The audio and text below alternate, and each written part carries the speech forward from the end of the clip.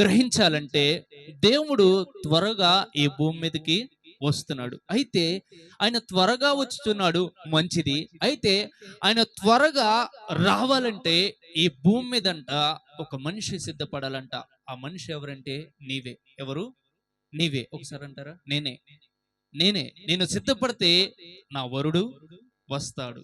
హల్లెలూయా. ఎవరు సిద్ధపడాలి? మనమే. మనము సిద్ధపడితే ఆయన త్వరగా ఈ భూమి మీదకి వస్తాడు. ఒక మాట అడుగుతున్నా, రాజులకు రాజు, ప్రభులకు ప్రభు ఎవరు? మనం ఆరాధిస్తున్న ఆ దేవుడు. ఆ దేవుడు రాజులకు రాజుగా ఉన్నాడు గనక రాజుకు సరి అయిన ఈడు జోడు ఎవరంటే రాణిగారు మాత్రమే. ఎవరమ్మా? రాణిగారు మాత్రమే కాదా? అవునా కదా?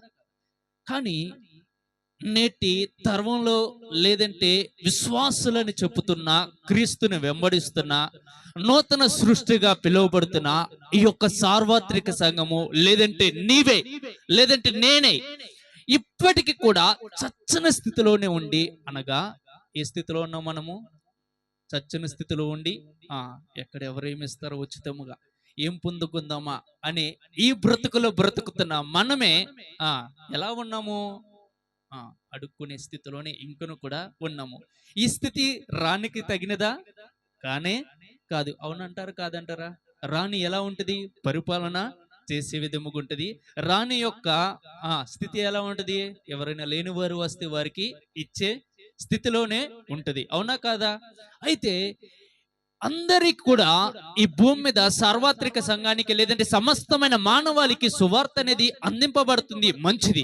అయితే సమస్తమైన జనములు ఈ భూమి మీద యేసు ప్రభు వారు ఈ భూమి మీదకి రావడానికి మరింతగా మనము సిద్ధపాటు కలిగిన జీవితంలోనికి మనం వెళ్ళాలి. హల్లెలూయా. సిద్ధపాటు కలిగిన జీవితం అంటంగానే అందరూ ఏమని ఆలోచన చేస్తారంటే, పరిశుద్ధంగా జీవించాలి, నీతిగా జీవించాలి, యథార్థముగా జీవించాలి, ఎదుటివాణిని ప్రేమించాలి, వినయ విధేయతలు కలిగి జీవించాలి. అవును, ఇవన్నీ జీవించాలి, కాదంటలేదు. ఇవన్నీ కూడా వధువుకి చాలా ప్రాముఖ్యమైనది.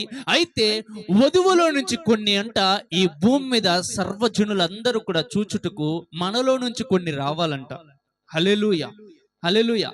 ఈ రాత్రి మనము యేసు ప్రభు వారి ఈ భూమి మీదకి రావడానికి మనము కొన్ని మార్గాలు, ద్వారాలు తెరవాలి. ఏ విధంగా తెరవాలి? మన జీవితంలోనికి మనం ఆయనను ఆహ్వానించాలి. ఏ విధముగా ఆహ్వానించాలి? ఆయన వచ్చే ఆయన మన జీవితంలో ఉంటే ఏ విధముగా మనం మార్చబడతాము?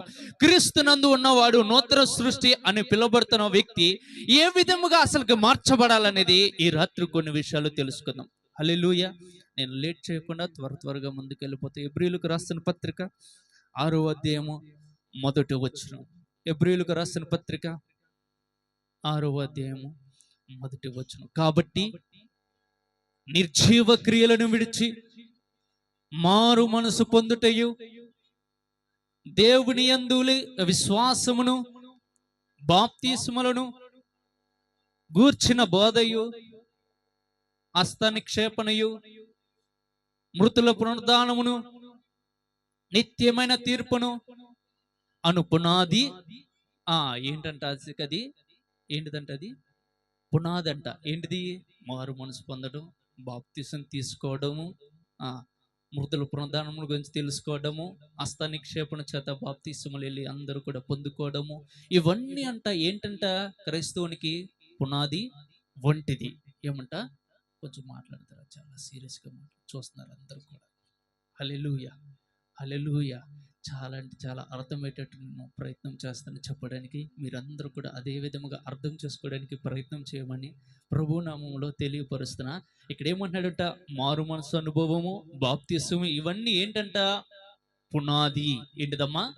పునాది. పునాది కట్టుకుని అందులో నివసిస్తారు ఎవరైనా? నివసిస్తారా? కొంచెం మాట్లాడతారా? మీరు మాట్లాడితే నేను తొందరగా ముగించేస్తా. హల్లెలూయా. పునాది కట్టుకుని ఎవరైనా ఇల్లు అందులో నివసిస్తారా? పునాది కట్టిన తర్వాత ఏం చేస్తారు? పునాది మీద గృహం అనేది నిర్మిస్తారు. నిర్మించిన తర్వాత మాత్రమే పాలు అనేది పొంగిస్తారు. అవునా కదా? హల్లెలూయా. పునాది మీద పాలు పొంగించే వాళ్ళని ఎవరైనా చూసారా? లేదు. అదే విధముగా సార్వత్రిక సంఘం ఏమైపోయిందంటే పునాది వేసుకుని కూర్చుని యేసు ప్రభు వారు వచ్చేస్తాడు, త్వరగా వచ్చేస్తున్నాడు అని ఇదే పాటలు, ఇదే వాక్యం వింటా కూర్చుని పోతున్నాం. కాదమ్మా, మనం ఈ భూమి మీద యేసు ప్రభు వారు ఈ భూమి మీదకి రావాలంటే మన కొరకు మనము కొంత మట్టుకు సిద్ధపడాలి. మన గృహాలను మనము నిర్మించుకోవాలి. హల్లెలూయా, హల్లెలూయా. ఇక్కడ ఏమంటుంది? అను పునాది మరలా వేయక, చదువరా కొంచెం, క్రీస్తును గూర్చిన మూలోపదేశము ఏం చేయాలంట? క్రీస్తుని గురించిన మూలోపదేశం ఏం చేయాలంట? మాని సంపూర్ణమగుటకు. ఏమవుటకు? కొంచెం చెప్తారా? ఏమవుటకు? సంపూర్ణులగుటకు సాగిపోదుము. ఈ రాత్రి ఇప్పుడు వరకు మీరు అనుదినము ప్రతిరోజు కూడా అన్ని కూరలు తింటానే ఉంటాం. చూడండి, ఎప్పుడైనా చూసారా? సోమవారం శనివారం దాకా మంచి కూరగాయలు వంటకాలు అన్నీ తినేసిన తర్వాత ఆదివారం రావడం ఏం చేస్తాము? మంచి భోజనం సిద్ధపరచుకుంటాం, అవునా కదా? ఏ చికెనో మటనో ఇంకేదైతే అది గట్టిగా తినమా?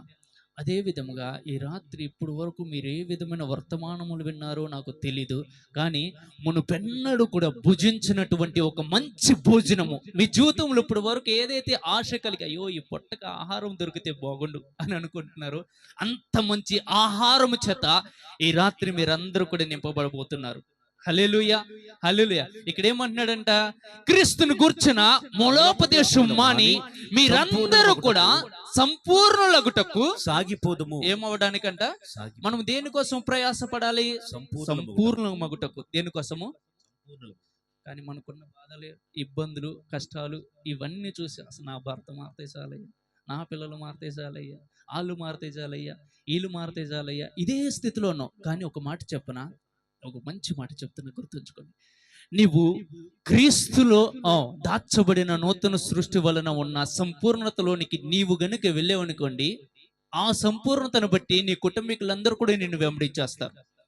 హల్లెలూయా, హల్లెలూయా. ఎందుకు ఈ మాట చెప్తానంటే, నీ బ్రతుకు కూడా క్రీస్తుని అంగీకరించిన తర్వాత కూడా చచ్చని స్థితిలోనే ఉందనుకోండి, నీ పక్కన ఉన్నవారు, నీకున్నవారు అందరూ కూడా ఏముందులే, యేసుని నమ్ముకున్న తర్వాత అట్టగే ఉంది, యేసుని నమ్మక ముందులో కూడా బ్రతుకు అనేది అలాగే ఉందని అందరూ కూడా అంగీకరించడానికి కొంత మట్టుకు వెనుకేస్తారు. కానీ మనం ఈ భూమి మీద ఏమై ఉన్నాము? చీకటి సంబంధమైన బ్రతుకుతున్న వారందరికీ కూడా వెలుగుకరమైన జీవితము నన్నును బట్టి, అనగా క్రీస్తునందు నేను ఉన్నాను కాబట్టి నేను ఈ భూమి మీద వెలుగును కనపరచాలనే దానిగా నువ్వు బ్రతకాలి ఈ భూమి మీద. హల్లెలూయా. ఇక్కడ ఏమన్నాడు? సంపూర్ణమగుటకు మనము సాగిపోవాలంట. ఈ రాత్రి అసలు సంపూర్ణంగా ఏ విధంగా మార్చబడతాం? సంపూర్ణంగా మనం మార్చబడితేనే ఆయన వస్తాడంట. ఎవరు? యేసయ్య. ఎందుకని? సంపూర్ణతలోనికి మనం వెళ్తేనే మనం ఏ విధంగా మార్చబడినట్లు? వధువుగా. ఈ విధముగా వధువుగా. కొంచెం చెప్తారా? వధువుగా. మీ ఊర్లో ఎప్పుడైనా పెళ్ళయింది అనుకోండి, ఆ సందులో పెళ్ళి అనుకోండి, చప్పగా ఉందనుకోండి, డబ్బులు లేకుండా ఏమి లేకుండా ఏమంటారు? పెళ్లి జరిగింది, నాకు పెళ్ళి అయింది అట, మా అక్కడ తెలియదు అక్క, ఇంటి పక్కన వాళ్ళమే నాకు, మా అక్కడ ఒక మాట తెలియలేదు అసలుకి. పెళ్ళి అయిపోయింది, వచ్చాడు ఆయన తీసుకుని వెళ్ళిపోయాడు, అవునా కదా? అంటారా అనరా? చప్పని స్థితిలో మనం ఉన్నాం అనుకోండి, దేవుడు వచ్చిన దినమున ఆయన వచ్చి ఎప్పుడు వెళ్ళిపోయాడు ఒకటి తెలియదు. ఈ లోకములో నిన్ను బట్టి, నీవు సిద్ధపడుటను బట్టి, నీవు వధువుగా మార్చబడుటను బట్టి నీ దేవుడు త్వరగా వచ్చుచున్నాడని నీ చుట్టుపక్కల ఉన్న వారందరూ కూడా బయలుదేరి వచ్చేస్తారు. హల్లెలూయా, హల్లెలూయా. నువ్వు సిద్ధపడటం అనేది చాలా అవసరం. నేను ఎందుకు ఇవన్నీ చెప్పుకుంటూ వస్తున్నానంటే, ముందు చెప్పబోయే మాటలన్నిటిని కూడా మనం జీర్ణించుకోవాలని ఈ మాటలన్నీ కూడా నేను చెప్పుకుంటూ వస్తున్నా. ఎందుకంటే బాలుడికి సడన్ గా చికెన్ ముక్క పెట్టాను అనుకో, అసలుకే అర్థం కాదు, తినలేడు, అవునా కదా? నా పరిస్థితి అదే. నేను ఎంతో దేవుడు నాకు అనుగ్రహించిన దర్శనం గురించి ఈరోజు మీ అందరికి వివరించాలని ప్రయత్నం చేస్తున్నా. కానీ అదంతా మీ అందరికి అర్థం అవ్వాలంటే కొంత మట్టుకు నేను ఈ విధముగా పునాది మాటలు, కొన్ని మాటలు మీకు జ్ఞాపకం చేయాలని ఆలోచన చేసి ఈ విధంగా మాట్లాడుతున్నా. ఇక్కడి నుంచి నేను ఎక్కడికి వెళ్ళబోతానంటే, మనం ఏమవ్వాలంట? సంపూర్ణము అవ్వాలంట. అయితే యేసు ప్రభువారు ఎందుకని ఆగిపోయాడో అక్కడ కొన్ని మాటలు మనం తెలుసుకుని ముందుకెళ్తాము. కీర్తన గ్రంథము 110వ అధ్యాయము మొదటి వచనం. కీర్తన గ్రంథము 110వ అధ్యాయము మొదటి వచనం. ప్రభువు నా ప్రభుతో సెలవిచ్చిన వాక్కు నేను నీ శత్రువులను పాదములకు పీఠముగా చేయు వరకు నా కుడి పార్శ్వమున నీవు కూర్చున్నము. ఇక్కడ ఇద్దరు మాట్లాడుతున్నారు. ఎవరు మాట్లాడుతున్నారు? ప్రభు నా ప్రభుతో సెలవిచ్చినది ఏమనగా, నేడు నీ శత్రువులందరూ కూడా నీ శత్రువులను నీ పాదములకు ఎక్కడికి చేయాలంట? పాదములకు పీఠముగా పీఠముగా చేయ వరకు నా కుడి పార్శ్వమున కూర్చుండుము. ఎక్కడున్నాడంటే ఇప్పుడు దేవుడు? దేవుని కుడిపార్శ్వముగా ఉన్నాడంట. అయితే ఆయన ఎందుకు ఆగిపోయి ఉన్నాడంట? సర్వ మానవాళి కిందకి, లేదంటే ఆయన నమ్మిన వాని పాదముల కిందకి ఒకటి రావాలంట. అది ఏమిటంటే శత్రువు. ఏంటిదమ్మా? శత్రువు. ఎక్కడికి రావాలన్నాడు? పాదపీఠముగా చెయ్యి వరకు నువ్వు ఎక్కడుండాలంటే నా పక్కనే కూర్చో. ఎవరితో మాట్లాడుతున్నాడు? తండ్రి కుమారుడితో చెప్తున్నాడు. ఇక్కడ ఏమని అంటున్నాడంటే, ఇదిగో నీ శత్రువులు ఎవరైతే ఉన్నారో ఆ శత్రువులందరూ కూడా నా పాదముల కిందకు వచ్చేంత వరకు కూడా నువ్వు ఎక్కడుండాలంటే నా పక్కనే కూర్చో. అప్పుడు వెళ్దాని మన మీద ఒక శత్రువు అనేది భయంకరంగా ఎలుబడి చేస్తుంది. ఆ శత్రువుల గురించి కొన్ని మాటలు మనం తెలుసుకుందాం. ఎపిస్సులకు రాసిన పత్రిక మొదటి అధ్యాయము, ఎపిస్సులకు రాసిన పత్రిక మొదటి అధ్యాయము 17వ వచనం కాదు. Thank you Jesus. చెప్పు. మరియు మనోనేత్రములు వెలిగింపబడినందున ఆయన మిమ్మల్ని పిలిచిన పిలుపు వలనైన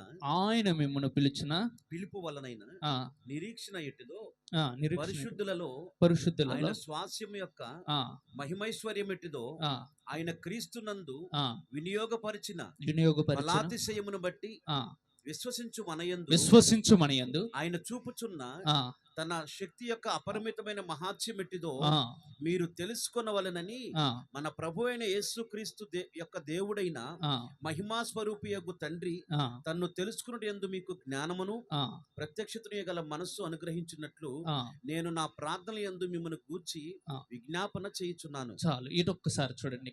ఇక్కడ పౌలు భక్తుడు ప్రార్థన చేస్తున్నాడు. ఎవరి కోసం? ఎఫెసీలో ఉన్న సంఘము కోసం. ఇక్కడ నేను పౌలు భక్తుడు అనుకోండి, వీళ్ళు ఎఫెసీ సంఘం అనుకుని, ఎందుకంటే మనం చూస్తే బాగా అర్థమైతేనే చూపించాలని ప్రయత్నం చేస్తుంది. అవునా కదా? మనకు చూసామనుకోండి, చెప్పిన లేవు అర్థం కావచ్చు, కానీ చూసినైతే చాలా స్పీడ్గా అర్థమైపోతాయి. నేను పౌలు భక్తుని అనుకోండి, నేనేం చెప్తున్నానంటే, ఇదిగో ఎఫెసీ సంఘమా, నీ మనోనేత్రాలు వెలిగింపబడలేదు కదా, కానీ నీ మనోనేత్రాలు ఈ రాత్రి వెలిగింపబడాలి.